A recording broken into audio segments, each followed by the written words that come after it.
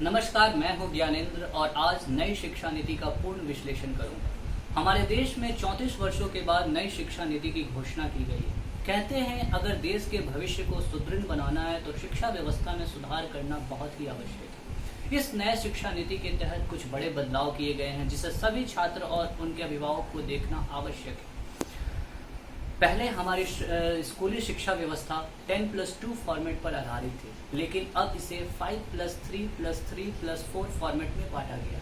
इस फॉर्मेट के तहत स्कूल के पहले 5 वर्ष को फाउंडेशन स्टेज की श्रेणी में रखा गया है। इसमें प्री प्राइमरी के 3 वर्ष, पहली और दूसरी कक्षा के 1-1 वर्ष शामिल। इस दौरान बच्चों की मजबूत नींव तैयार की जाएगी। इसका कैरिकुलम NCERT द्वारा तैयार किया जाएगा। इसके अतिरिक्त बच्चों को खेल कूद और अन्य गतिविधियों की भी शिक्षा दी जाएगी। अंग्रेजी की अनिवार्यता नहीं रहेगी। बच्चों को उनका हिंदी और उनके लोकल लैंग्वेज में शिक्षा दी जाएगी। कक्षा 3 से 5 तक की पढ़ाई से बच्चों के भविष्य की नींव को मजबूत किया जाएगा। इस दौरान उन्हें गणित, विज्ञान, कला और सामाजिक विज्ञान जैसे विषय पढ़ाए जाएंगे। कक्षा 6 से कक्षा 8 तक की पढ़ाई को मिडिल स्टेज की श्रेणी में रखा गया है। इस दौरान उन्हें निर्धारित पाठ्यक्रम के आधार पर पढ़ाया जाएगा और उन्हें अतिरिक्त गतिविधियों की भी शिक्षा दी जाएगी।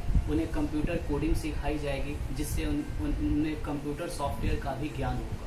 कक्षा 9 से कक्षा 12 तक की पढ़ाई को लास्ट स्टेज की श्रेणी में रखा गया है।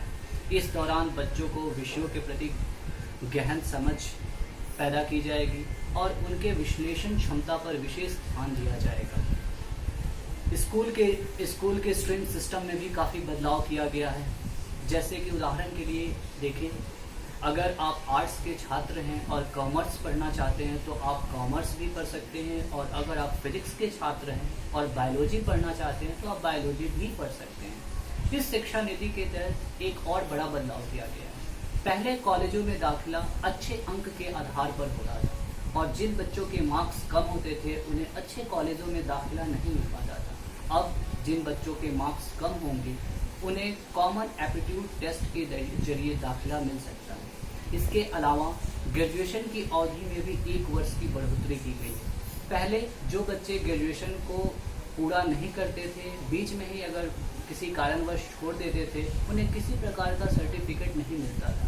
लेकिन अब कोई छात्र ग्रेजुएशन फर्स्ट ईयर की पढ़ाई बीच में पूरी करके अगर छोड़ देता है तो उसे 1 साल का सर्टिफिकेट दिया जाएगा।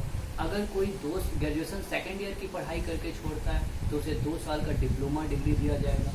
अगर कोई बच्चा 3 साल पूरी पढ़ाई करता है तो उसे ग्रेजुएशन की डिग्री दी जाएगी, और अगर कोई बच्चा पूरे 4 साल कंप्लीट करता है तो उसे ग्रेजुएशन की डिग्री के साथ साथ रिसर्च की भी डिग्री दी जाएगी।